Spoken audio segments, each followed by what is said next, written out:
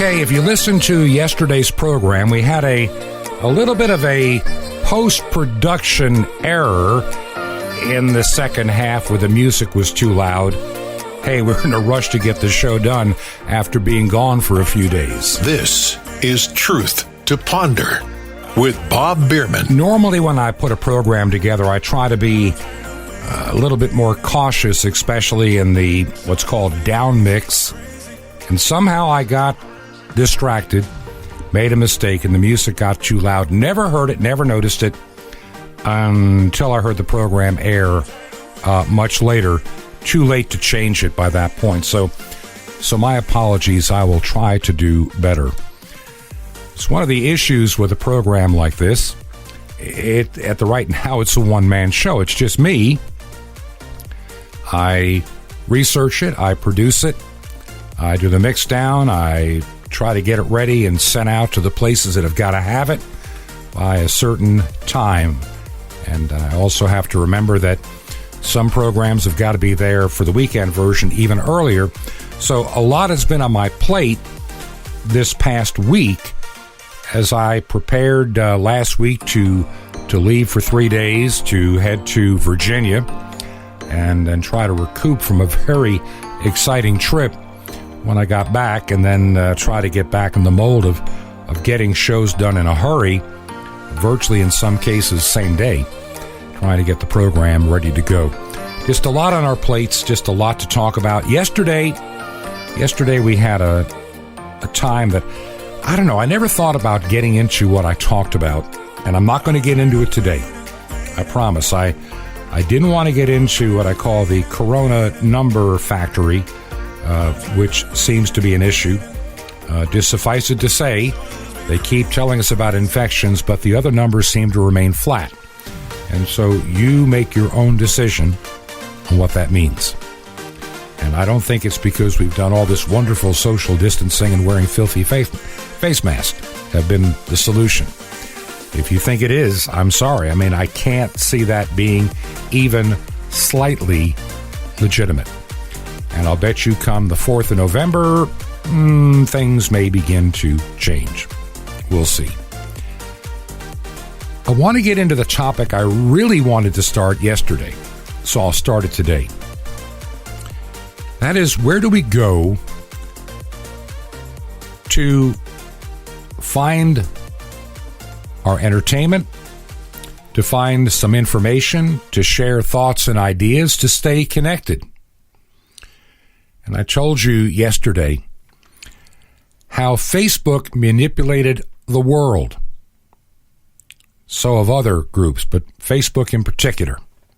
And even Google. Let's go back to like 1999, 2000. Google was just a little upstart company, and Yahoo and America Online, late 90s, early 2000s. They were the big boy on the street. Remember being in a grocery store and anywhere you could pick up a free America Online disc, load it in your computer, set up an account, and the next thing you know, you've got mail. Remember those days? And off there on the side was a little upstart company called Google, the ABC Corporation, with a philosophy of do no harm. I mean, what can go wrong with a company like that? Do no harm. Well, I'll tell you where it went to.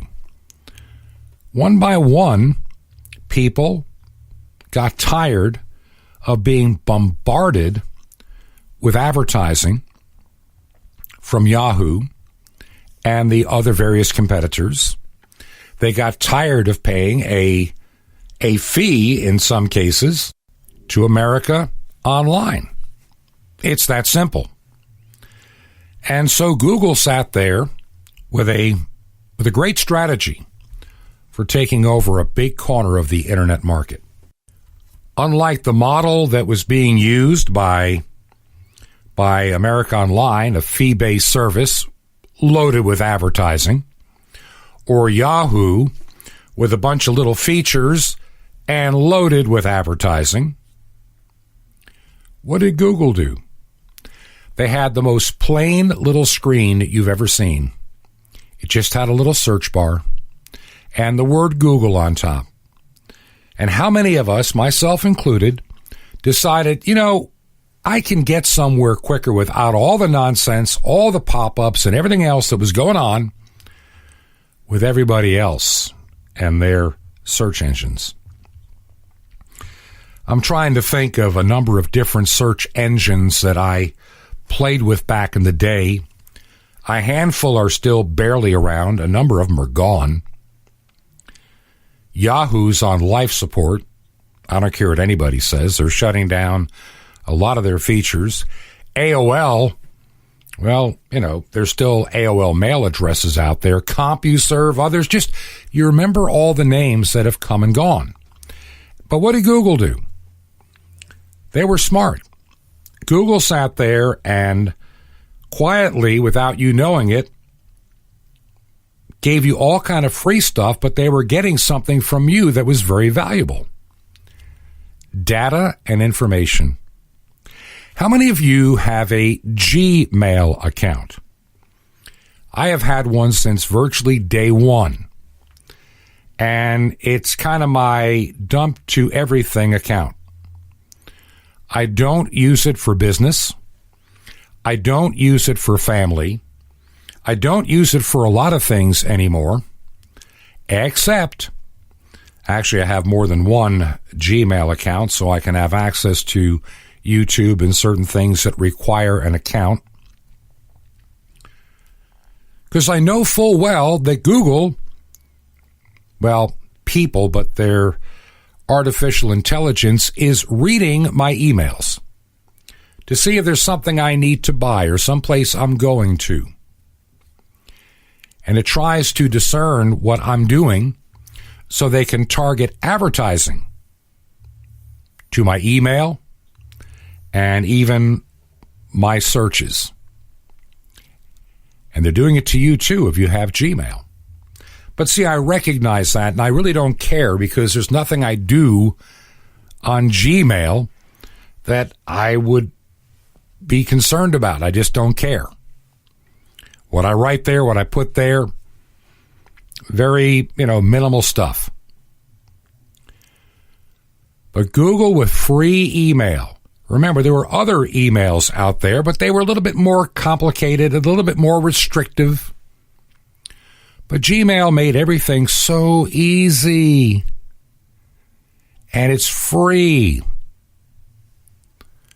There's no such thing as a free lunch. And everybody listening to me, if you're a listener to this program, you're probably, if you're a regular listener in particular, you understand that concept. There's no such thing as a free lunch. And so here we are. So here we are today with Google being the big giant. It didn't take but a handful of years before the dictionary added the word Googled. Googled. Past tense. I Googled her name or your name or the name of that company. And it became the largest, most used search engine in the world. As it was selling your data, and by the way, they started giving us, companies like MapQuest and others came out, but Google Maps, well, they're a little bit better. And you're saying, how can they give me such wonderful free maps? I can tell you how. Do you know that Google, they sell some products and services, but not to the general public? Chances are, if you live in the United States and you live in a county with an emergency management division, they pay a lot of money to Google Maps for layered maps to show where hazardous materials are, fire hydrants, water tanks. See, that's their commercial division. And what made them so attractive to governments is all the personal information they have about you and I, and where we live and how many people are in our household. Yeah, a lot of that information you didn't know Google has, they're selling back to the government. For some of you, that's a bit new, isn't it? That's how they became the giant that they are. Little upstart companies like YouTube. A lot of fun back in the day. Guess what? Owned by Google. What else do you think Google owns? Another favorite of government, Google Earth. A very robust mapping system. I'm thinking of all the things that Google has. If you have an Android phone, you're intimately tied to Google. They have control over much of the news that you see.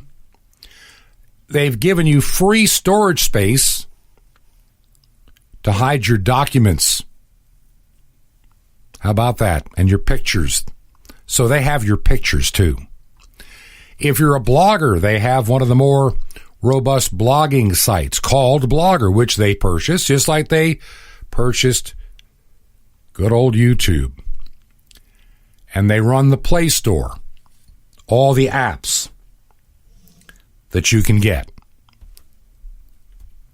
for your phone. Google became a big company by giving you all kinds of free stuff. And you fell for it. I mean, you really did. You took it hook, line, and sinker.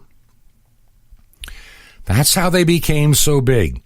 They had a plan to get you to use them. And listen, back in 2002, 2006, up to 2010 or so, it wasn't such a politically biased agency or company.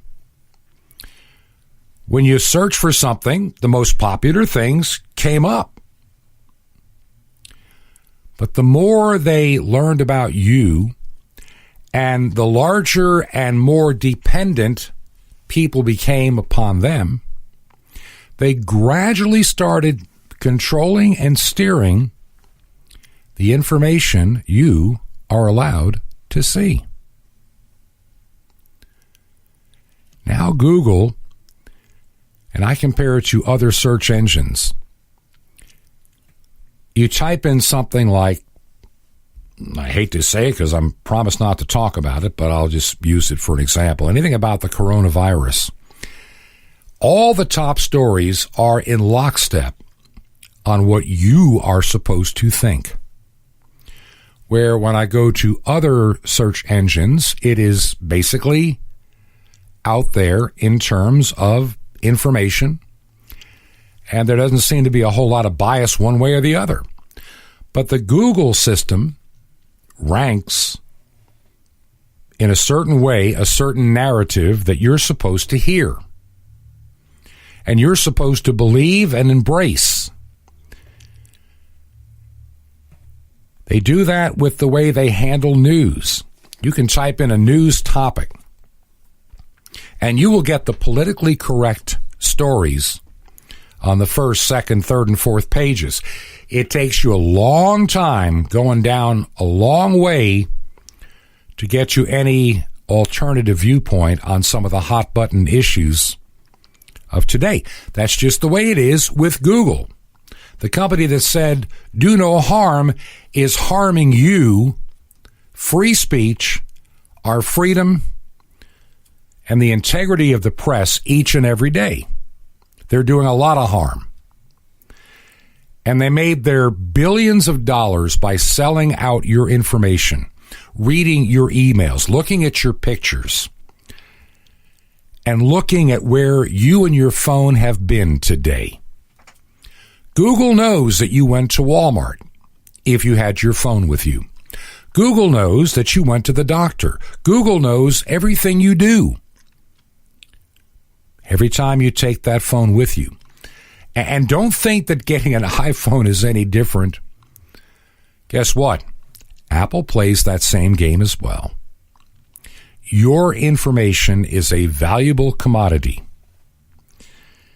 And I know a lot of people, that's why they don't use a smartphone. They don't want to be tracked. But trust me, there are ways that we find out, and everybody finds out, and they find out.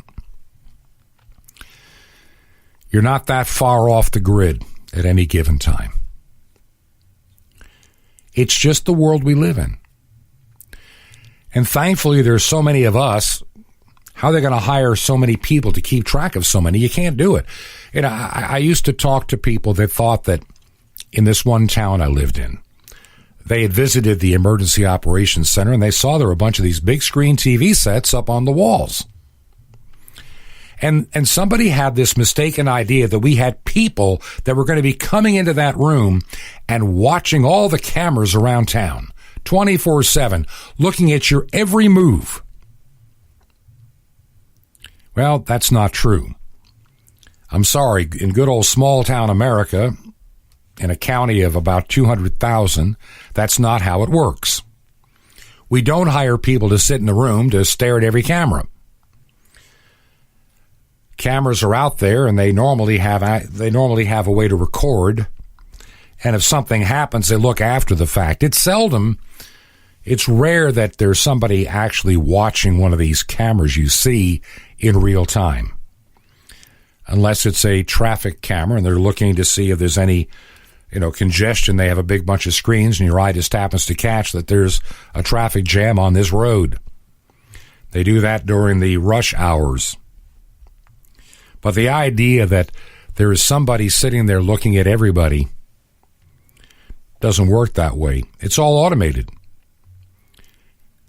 Today, as I can tell you from firsthand experience, good old face recognition software. It's out there. And Facebook employs it quite a bit. It seems to know when you post a picture whose name belongs to what. Have you ever noticed that? You post a picture and suddenly it knows your wife, it knows your kids, it knows your brother, your sister, your cousin, your mother, your father, whatever, it knows. Face recognition software. I noticed that when I was traveling, they can look at my driver's license and scan a few documents, and they can double check if it's a real driver's license or not, because it appears in their screen. There's a lot of technology in use to keep an eye on you and me. So what does all this have to do with other platforms and things? Well, it's not that you can hide. We never can fully hide. But you can make yourself a target. Let me give you an example of what I'm talking about. I saw a news story just the other day about Wikipedia. You've all heard about Wikipedia. You know who that is. That's the great online encyclopedia that pretty well got rid of the World Book and the Britannica that I had as a kid. Access to those. Because, see, Wikipedia has been, up until recent times, really in recent times, they were a largely neutral, open platform, community participation encyclopedia. And you could find anything about anybody or anything. It's being updated literally in real time. If you looked up somebody who had just died, you'd find their entire biography, and right down to the day that they died, which happened the same day you're reading. Well, there's some changes occurring. There's some changes happening at Wikipedia. Here's what's happened. The Wikipedia website has announced that it's not going to allow Christians who openly display their faith. In other words, if you have a Facebook page that has a cross and you have all these things about your Christian faith, or if you hold to traditional marriage, if you're pro-life, whatever the case may be, they really don't want you to contribute on Wikipedia anymore.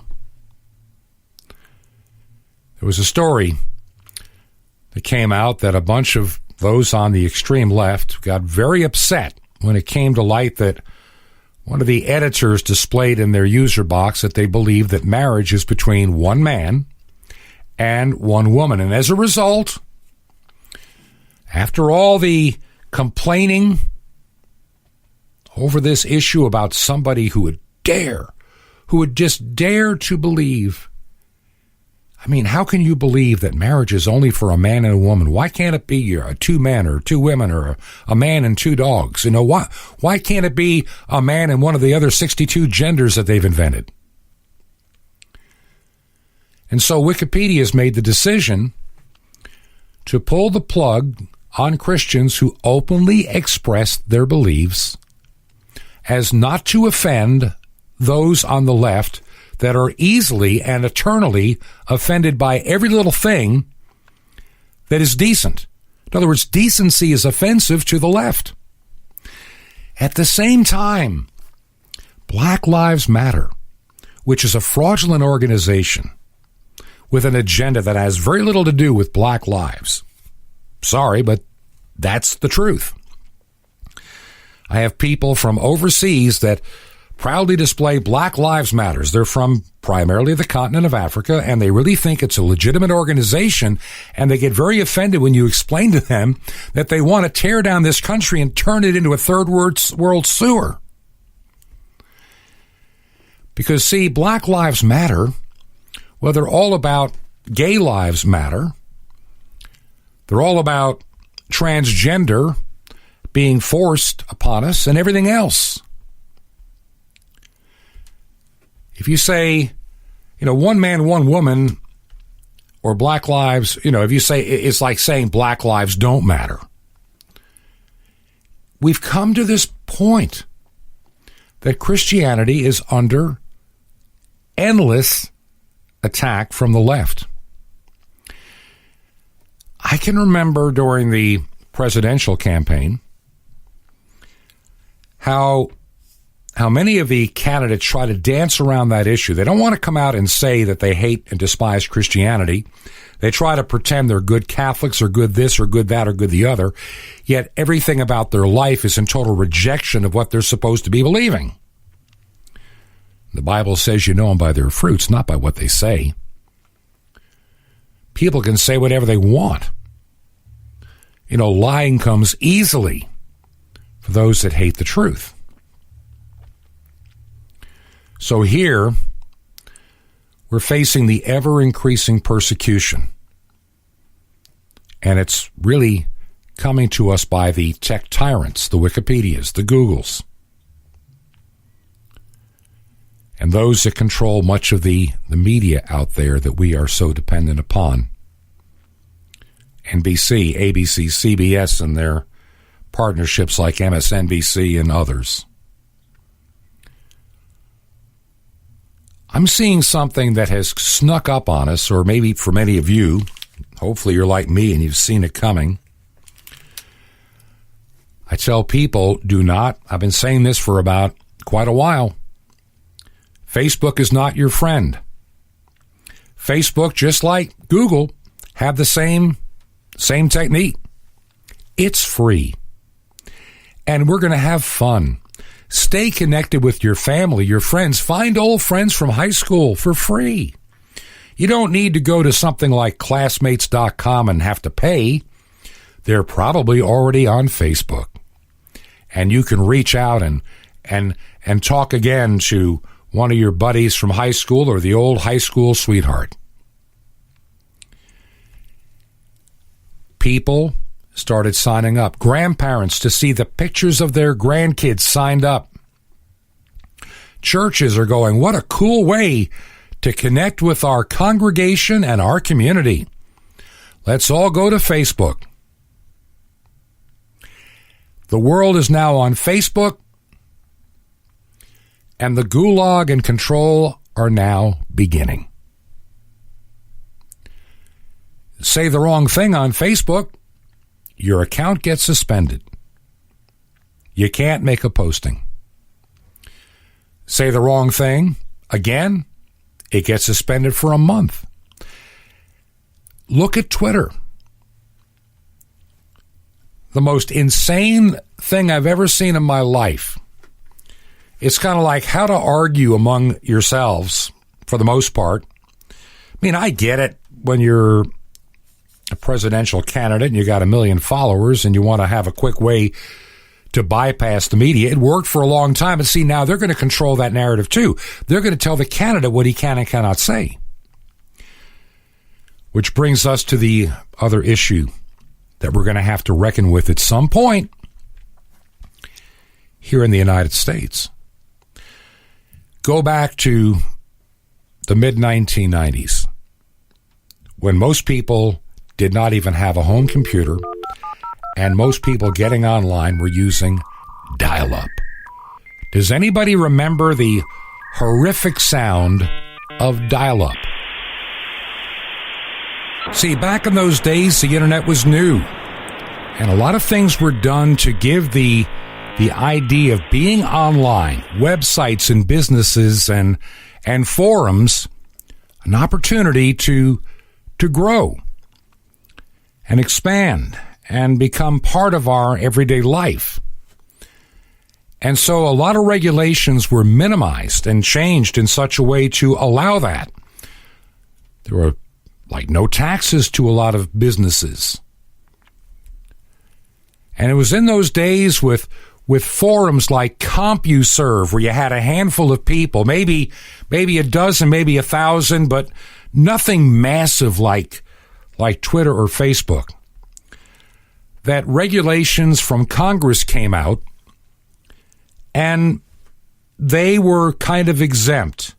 I mean, a little startup company with no money like a CompuServe and a 1,000 other billboard sites, one little tiny lawsuit, they would have been gone. There was no money. And so they had protection as a forum that they're not liable for what somebody said. And if they should have to take off an obscene comment, they wouldn't be considered a publisher because of the kind of forum. I mean, people could post all kind of stuff that shouldn't be there, like child pornography, and this way you didn't have to worry about being considered a publisher, and you didn't have the liability on a forum. It makes sense in those days. But now you have companies that are worth multiplied billions of dollars and control a tremendous amount of the marketplace. Dial-up is gone. Broadband is here. DSL came along. Cable, satellite. Even our telephones, our smartphones, have got incredible speeds of 50 or more megs down per second. And so it's a different world. Back in 1998, only a handful of companies had a website. Today, even the smallest little business needs to have a website to just survive and an email address. 25 years ago, most small businesses had a Yellow Page ad. The world has changed. And the rules need to change, because what we have done is we've empowered these tech giants to become our rulers and tyrants. When they can decide we don't like what the president just said, and we can delete the tweet. Or we can put up a fake news picture in front because we're the arbitrators of truth. And you must believe our truth or there's something wrong with you. When I get back in a moment, we're going to start talking, and we're going to be continuing this conversation throughout this week and even into the weekend. So what is the alternative? I know a lot of you listen to this program on international shortwave, but that's not the most effective way to reach the world. It is a way, one of many, and it's also becoming a rather expensive way. We'll talk about that in a moment. I want to remind you of how to get a hold of me. I've been kind of rambling on here. Didn't plan to do that. We are currently at our Georgia address. We kind of divide our time, the beauty of being somewhat retired, between Northeast Georgia, a small place in the mountains, and our little home down in Florida. And we'll be here, I think, for a while yet. and at least through November as it appears right now, maybe even into December. We'll know in a week or two. And the address up here is real easy, and we have a little P.O. box you have to add to it. It's just the way they do things up here. 21 Berkshire Lane, 21 Berkshire, Berkshire Lane. And right on that same line, just add 263 right after that. 263. They'll know what to do. And the city is Sky Valley, 2 words, Sky Valley. The city is Georgia, and the zip code 30537. 30537. And don't forget the website, which is truth2ponder.com. Truth2ponder.com. A direct email to me is fine too, and it comes directly to me, nobody else, Bob at truth2ponder.com. If you're listening on shortwave, tell me the time and frequency, because it's really important right now. I've got to decide. I already know now that I can't maintain every frequency an hour that I've been running. And I'm going to have to make a decision by literally sometime next week on what frequencies stay and which ones are going to have to go. The money's I just can't. I'm not subsidized by anybody. I had a gift to get the program started. I'm retired, and I can only afford to do so much out of my own pocket. So let me know so I can make a wise decision. This is Truth to Ponder with Bob Bierman. The hidden surprise waiting in the Bible. Shalom Aleichem. This is the nice Jewish boy, Jonathan Cahn, your Jewish connection, bringing you the riches of your Jewish roots in Jesus. Now get your pen out as fast as you can so you don't miss out on receiving a special free gift you're going to get and love in a moment. Now, many years ago, a man named Stephen Marsh received a few $100s plus a family Bible bequeathed to him by his aunt in her will. Now, for over 30 years after receiving the Bible, he lived in poverty. Then one day, as an old man, he was cleaning out his attic as he prepared to move to his son's home, where he hoped to spend his last years. There in a trunk was the family Bible that his aunt had left him. As he opened it, he discovered banknotes scattered through its pages. He counted $5,000 in cash. So all his life, there was money, there were riches waiting for him to inherit, which he never did, or which he did too late. He lived in poverty while there were riches waiting for him in his own house, in the banknotes in the Bible. And you know what, friend? So it is with you. You also have a great inheritance waiting. Your inheritance is waiting for you in the Bible, because in the Bible are not banknotes, but promises of God waiting to be redeemed and applied. In your Bible are treasures of joy and love and abundance and life, worth far more than $5,000, worth more than $1 million, worth more than $1 billion. And yet so often we live our lives like Stephen Marsh, in poverty, in need, begging, in loneliness and weakness and failure and bondage and despair, yet there's no reason for it. You're rich, and your inheritance is waiting for you to claim with your name on it inside the pages of God's Word. So open up the Bible today, my friend, and don't close it till you find a banknote from heaven, the promise of God. And don't rest until you cash them in by receiving them in faith and applying them to your life, because in reality, you're incredibly rich. But you have to claim your inheritance, which is waiting for you, like banknotes in the Bible. Now, if somebody offered you a gift of $1 million, what would you say? Well, something better than $1 million, something that'll help give you a strong life and victorious walk in God, a free subscription to Sapphires, vitamins for your spirit, and the incredible Mystery of the Temple Doors, all free. You'll love it. How do you get it? Easy. Just remember Jesus' Hebrew name, Yeshua, and dial it and ask for it. That's it. Just dial 1-800-YESHUA-1. But call now, 1-800-YESHUA-1. Now, the harvest is great. The laborers are few. I invite you to join with me in the harvest. You don't need a plow, just an open heart and a pen. You can reach the unreached peoples of the world. Just call now, 1-800-YESHUA-1. That's YESHUA-1. Or write me direct, The Nice Jewish Boy, at Box 1111, Lodi, Lodi, New Jersey, 07644. That's The Nice Jewish Boy, Box 1111, Lodi, Lodi, New Jersey, 07644. Well, till next time, this is Jonathan Cahn saying Shalom Aleichem, peace be to you, my friend, in Messiah, Ben Elohim, the Son of God.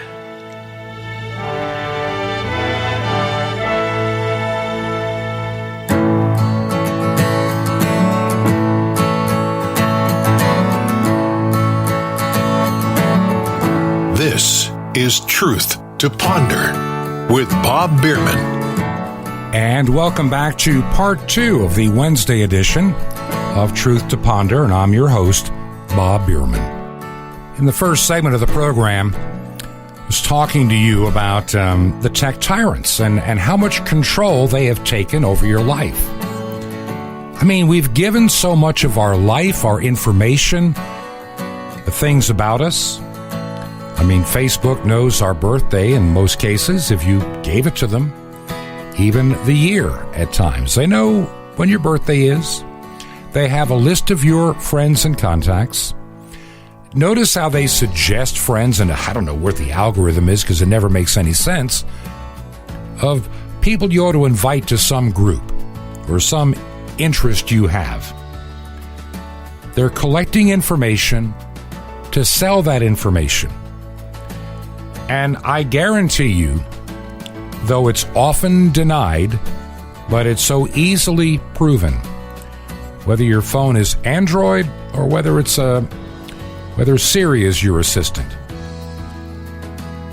I don't care who hears most of my conversations, because a lot of that stuff is just algorithm. There's not somebody sitting in a room with headphones listening to what you're saying on your phone or on your Alexa device or Ask Google, whatever the device is. But let's be honest.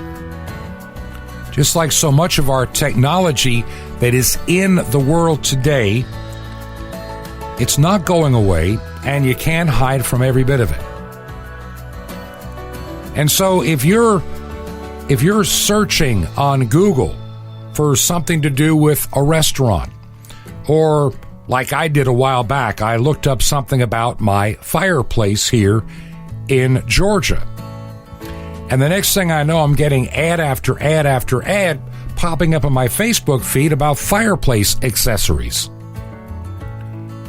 One time I typed in information about an oil change, and every oil change place within 30 miles showed up in my feed. Think about it. Even saying certain things and words and expressions about vacation or whatever, the aggregator, the artificial intelligence, grabs a word or two and attaches it to a client trying to sell you a product. It's just how it works, whether we like it or not. The problem is I can deal with that for the free services that I get from these devices. I'm smart enough to know, not to plot some kind of a conspiracy against the government. I mean, I get it. But what we've really done is we've invested too much of ourselves in these platforms. And we're afraid to leave them. This is where the churches in America, and probably for that case in the Western world for the most part, found themselves in a new sandbox they never played in before. All of a sudden, we have a problem. All of a sudden, we cannot go to church. So what do? Does your church have an up-to-date web page?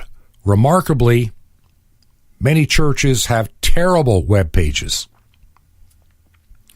Some of the more contemporary churches do a halfway decent job because they get somebody that knows what they're doing. I'm going to go down a rabbit hole. Just give me about 30 seconds or less. And this has to do with church web pages. If your web page is a wall of text, nobody will read it. Nobody will care. Nobody will read a wall of text and page after page of an encyclopedia. They're not going to read it. They want to know who you are, what you do, when do you meet, what's the place look like, and what's the dress code. I mean, let's be honest. People are needing just basic information, and your wall of text that goes on, and people are not going to spend an hour reading everything you put on your website. And if your website is not mobile friendly, well, then 60% of anybody that may have looked at your website will not see it. I'm trying to give you some solid advice here for free. If your web page is A, a wall of text, B, not mobile friendly, well, the odds are 90% or more of the people that might have looked at your page are gone within seconds of getting to your page. If somebody can tell real quick that the pictures on the website are not of your church, if you have a small congregation meeting in a rented room and you put up a church that looks like a cathedral on the homepage, they're going to know you're not telling the truth, and they will move on. Web pages do not need to be, and I need to really go through some of mine. I've got probably too many pages now on some of mine. It is information to the point with, if you really want more information, click here. And most won't, but you can have it available. But getting back to what I was trying to say about using the tools we have. Most of us wouldn't know how to load a video onto a web page. Most churches can't do that. So what do? Facebook Live became the go-to app for many churches. In some cases, people used YouTube for the same thing. These are the two companies that dislike Christians the most. And I've had people tell me, I really need to build my Facebook ministry now. I need to really build my YouTube ministry now. I got news for you. This program I do ends up, the audio track, it ends up on YouTube. And I know there are a handful of people that are still listening. It goes back to when I had your weekend show. I looked for every possible free platform to throw it out there to see which one would work. And there are a few, and it doesn't, like I say, it doesn't cost anything. But from time to time, I will discover the audio track of one of my programs is missing because I said something that offended somebody, and somebody complains and they mute the track. This is what's going to increasingly happen to churches that become overly dependent. Are you listening? Overly dependent upon the tech tyrants and their platforms. We cannot become dependent upon them because they can pull the plug real fast. They can minimize the number of people that can really, really look at your site. I've used the term before, and I want you to stop and think about this for just one moment. I've used the term before, an internet ghetto. When the Germans came into Poland in 1939, and they finally got to Warsaw, they rounded up those that they considered undesirable, including the Jewish people.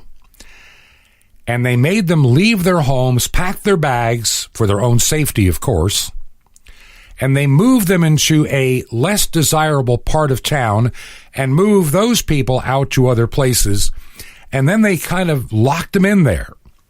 They were in their own little ghetto within the city, not to be seen, disturbed, or bothered by what the Germans called the good people.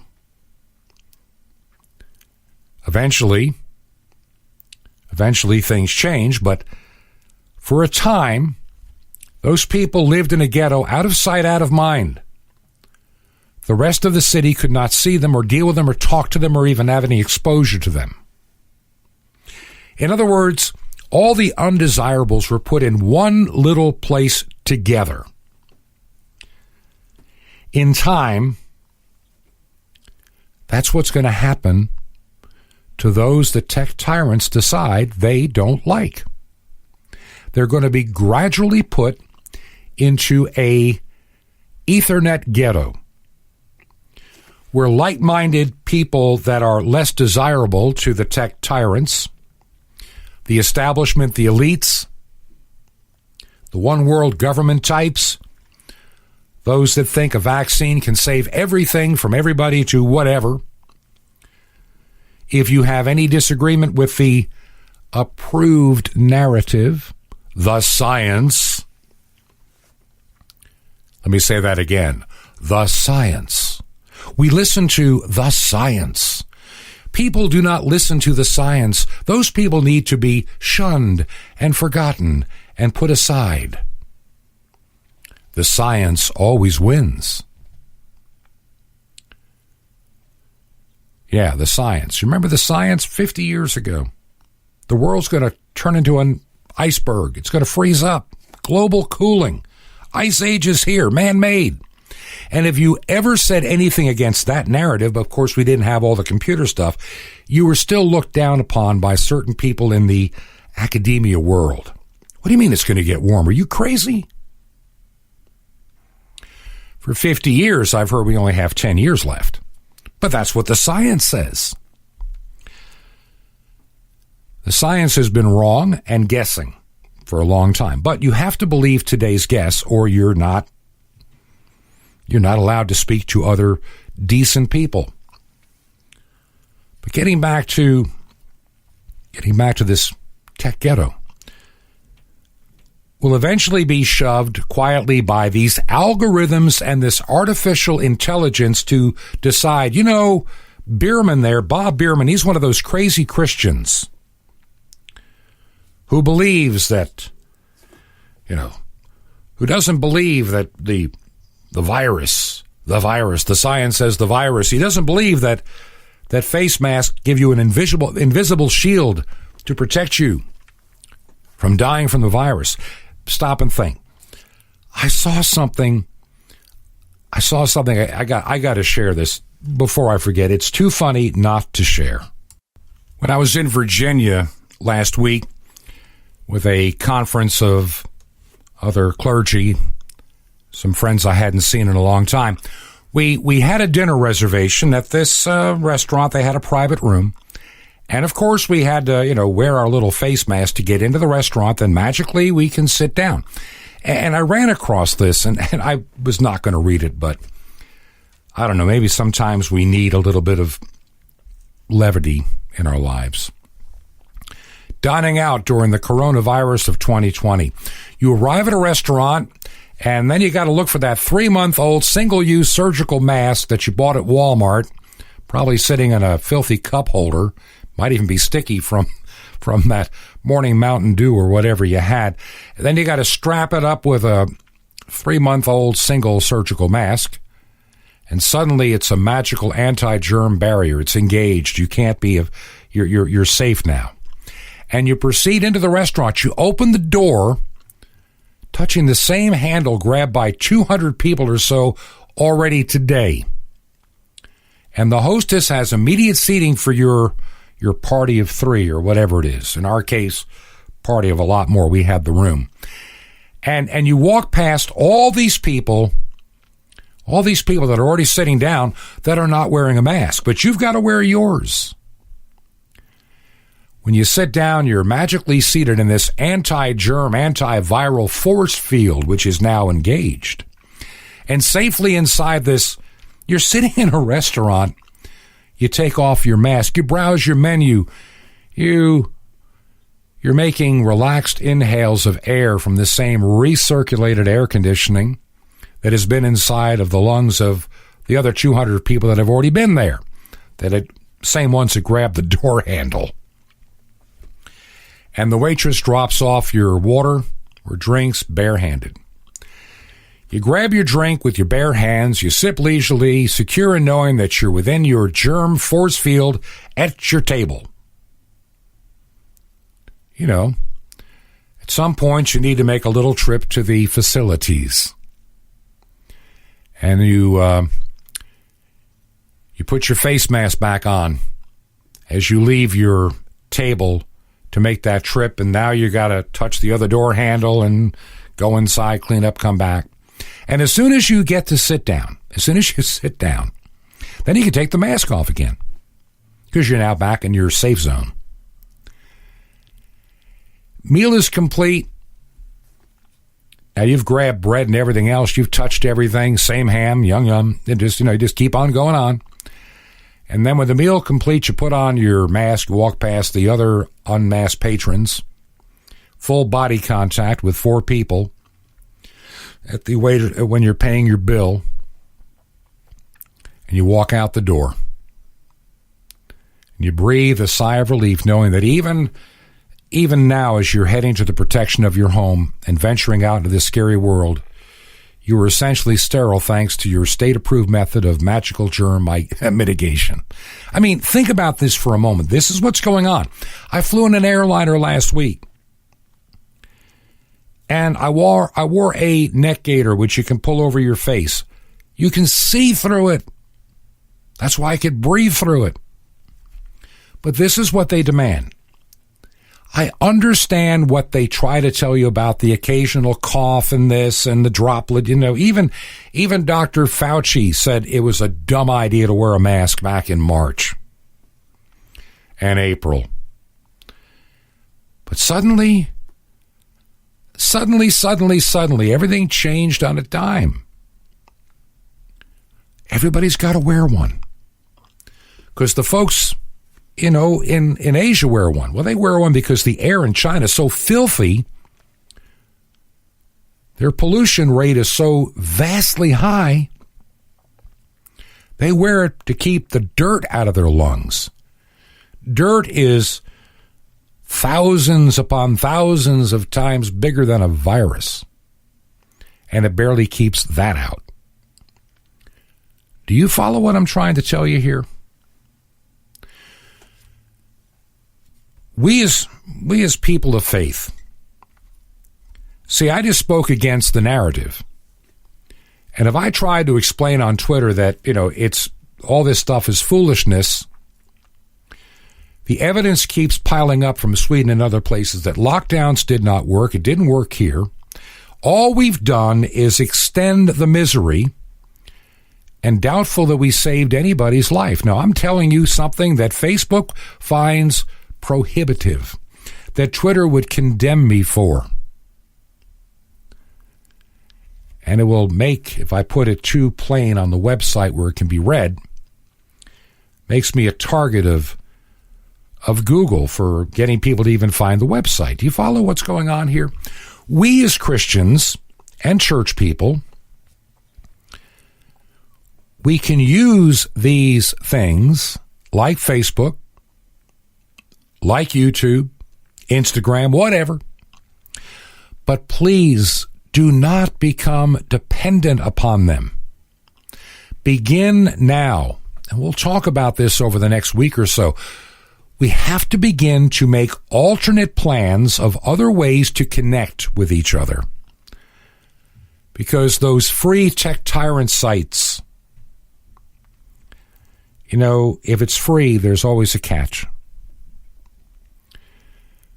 We need to use those sites to begin to gently steer people to other locations, other sites that are not in the crosshairs of the tech tyrants and the woke crowd of the politically correct. We're going to have to do that. We're going to have to find ways of putting our own videos on our own platforms, our own audio, our own even online radio stations. Not being dependent any longer. No longer can we be dependent upon the tech tyrants to survive in this world. We just can't do it. Because if we do, we're setting ourselves up to being cut off. Just like Poland, 1939. The ghettos were established. And when they got tired of having to secure the ghetto, they told those living in the ghetto to hop on these train cars for your own safety. We're going to take you to a place of safety where people will no longer harm you. That's how they found their way to the gas chamber. Now you're probably saying, Bob, you're talking like a crazy guy these last couple of days. No, it's because I've read the scriptures. I can tell what's coming. Some may argue that this is heading toward the time of the Great Tribulation. Maybe, maybe not. But regardless, it will be a time of intense tribulation in our nation. There has been tribulation. There has been terrible things that have occurred to those of faith since the time that Jesus died on the cross and rose again from the dead and ascended into heaven. There have been many times of tribulation, many times that people have had to give their life for the faith. How many today, think about this before the time runs out. We have people that are afraid to go to church because they're going to die of the coronavirus. They may never go back. How many, if the government walked into the church and said, put your mask on or go to jail, would put their mask on? How many, if they were told they can never come back to this building, how many would cease worshiping? And if some government official, like what happened in the Soviet Union, China, and other parts of the world, if they were told to renounce their faith in Christ, they can live. If they don't, they die. How many people in American churches today would choose to live and deny Christ? Yeah, that's why we're coming into a time of great tribulation. We have a useless church overall in America when you have half of so-called Protestant pastors that don't care about issues like life issues and abortion issues, gender issues, marriage issues. They just want to get along. The church is weak. Church is becoming useless. The church is becoming increasingly meaningless. As we get closer to the weekend, I'm going to be talking on Friday and over the weekend when the program goes international about some of the things that we're seeing on a worldwide basis. Tomorrow we'll talk more about what's happening on a more localized basis here in the United States and the Western world. I know there are those that listen by podcast in places like Australia, and I really appreciate it. I know some are now listening in England, some are now listening in other parts of the world, and I'm just surprised that the program slowly grows. I know it's being listened to on radio, and that's why I need to know. If you listen on shortwave, would you please let me know time and frequency? I don't think I can maintain all the airings that I'm doing Monday through Friday. It just can't be done. And I'm the one that has to bear the cost. So anything you can do to help, you can do that from the website if you'd like. Our mailing address in Georgia right now is 21 Berkshire Lane. My name is Bob. You can just put Bob on there. They'll figure it out. They don't need my last name. Bob at the address 21 Berkshire Lane, number 263. And our home, their little house up here, is in Sky Valley, Georgia, zip code 30537. Once again, our mailing address here in Georgia is 21 Berkshire Lane, number 263, in Sky Valley, Georgia, 30537. There is so much on my heart and mind, many a project I need to get deeper involved with and make things begin to truly happen, because we truly live in a time that is growing shorter by the day. The tech tyrants have control of your life. It's time that we find our own way in this world. This has been Truth to Ponder with Bob Bierman. To find out more, visit our website, truth2ponder.com. That's truth2ponder.com. Truth to Ponder, shining the light of truth in a darkening world.